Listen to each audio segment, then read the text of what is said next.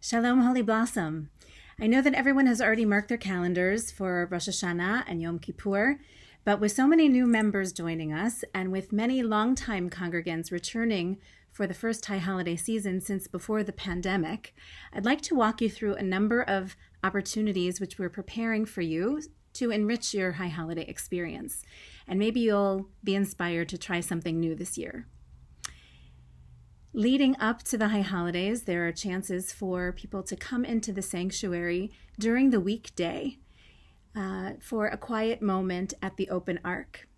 As you know, we'll be live streaming all of our high holiday services from the main sanctuary. So for those who, for one reason or another, do not plan to be with us in person, but would like to come in advance of the holidays for a quiet moment in the sanctuary, you are most welcome. It is your sanctuary, so please come take sanctuary in it. Then I'd like to highlight Selihot for you. I remember when my parents would leave the house for a late night service on the Saturday night before Rosh Hashanah every year, and they would come home long after we were asleep. The night of Selihot was always shrouded in mystery. It is what really intensifies our preparations for the season. So we'll begin with Selihot at 8 o'clock on the Saturday night before Rosh Hashanah. In anticipation of the 50th anniversary of the Yom Kippur War, Professor Derek Penslar, one of the world's experts in the history of Zionism and a true friend of Holy Blossom Temple, will come to teach lessons of Zionism. Havdalah and a dessert reception will follow, and then we'll gather for one of the best kept secrets of the season, our Selihot service. Our cantors and temple singers have been preparing for weeks. I hear them practicing. The music is exquisite, and the poetry of the prayers do exactly what we need them to do to ready us to greet the new year. Then there is Kever Avot. So on the Sunday afternoon before Rosh Hashanah, we have, with Rabbi K, 2 Kever Avot ceremonies, one at our Brimley Road Cemetery and one at Pardes Shalom in the Holy Blossom section there. And this is an opportunity for us to gather to remember together and to visit the grave sites not only of our own loved ones, but also of Holy Blossom's rabbis and leaders and teachers, to pay our respects and to honor them as we greet the new year.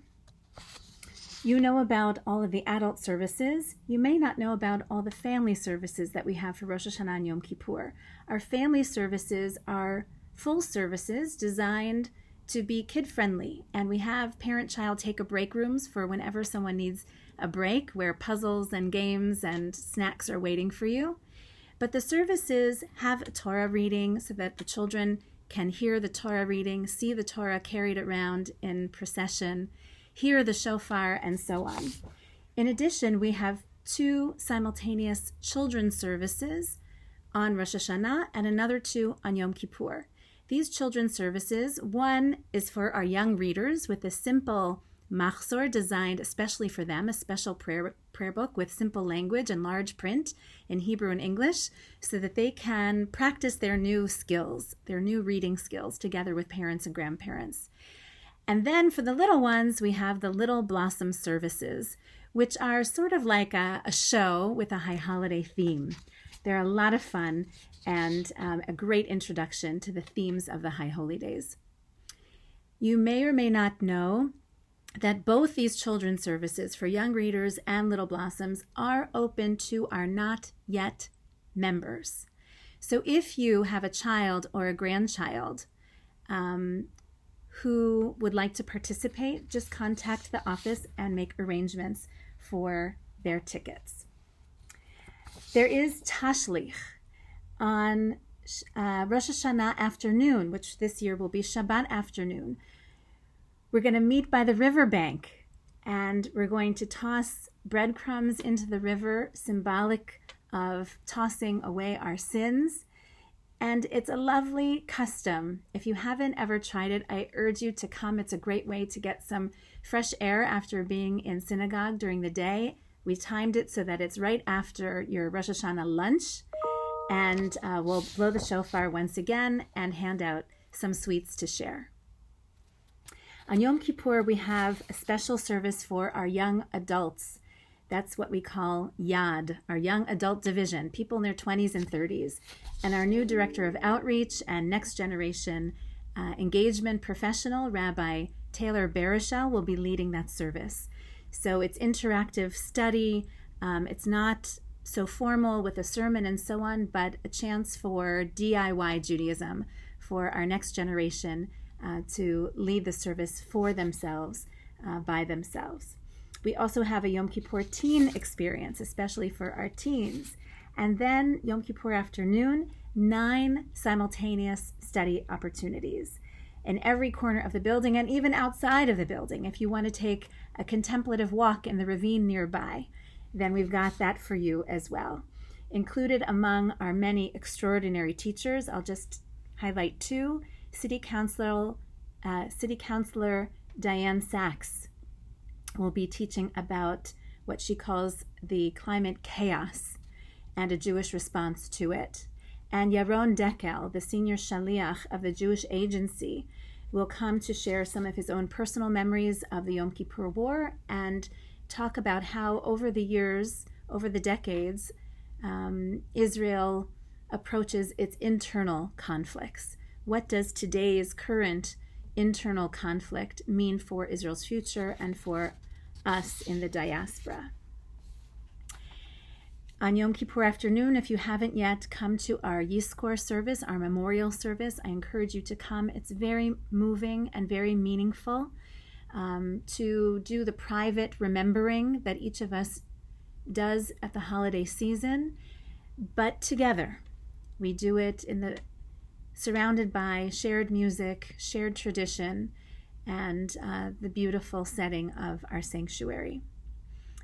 And we end Yom Kippur with Ne'ilah. If you haven't yet experienced what it is like, this elation, this crescendo that happens at the end of the Yom Kippur service, I really want to encourage you to stay and see how much uplift there is at the conclusion of the High Holiday season when we hear the Tekiyah Gdolah, the great shofar is sounded.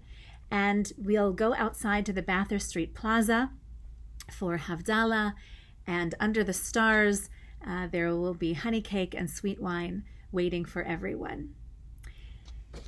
So it's going to be a fantastic season. There is something for everyone. I want you to know that our extraordinary volunteers, ushers, greeters, gabaim, Torah and Haftarah readers, shofar blowers, and all the other volunteers are preparing to welcome you, as well as our rabbis and cantors and educators, our administrative team, our facilities team, our security team, and our tech team. We are all preparing to welcome you. If you have a friend or a neighbor, a colleague or family member who doesn't yet have a synagogue community to call home, it's not too late to invite them to join you here at Holy Blossom Temple, and we would love nothing more than to welcome them. So please introduce them to us, and our membership and outreach teams will welcome them and set them up for success. The silver on the Torah scrolls is being polished. The Torah mantles will soon be turned to white. Holy Blossom Temple is ready for 5784. Are you? Shana Tova, Umitzuka, and Shabbat Shalom.